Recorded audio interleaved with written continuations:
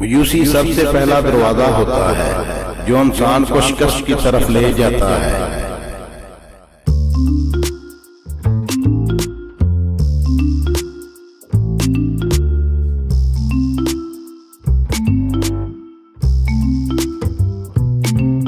مشکل وقت میں کیا گیا فیصلہ اکثر وقتی جذبات کا نتیجہ ہوتا ہے جو بعد میں پچھتاوے کا باعث بنتا ہے۔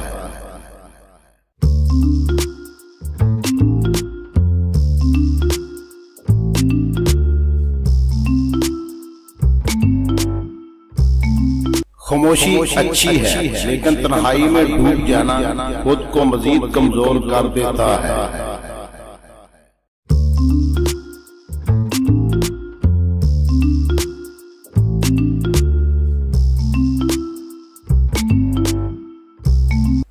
خدا حافظ۔ اگر ویڈیو اچھی لگی ہو تو پلیز چینل کو سبسکرائب، لائک اور شیئر کر دیں۔ شکریہ۔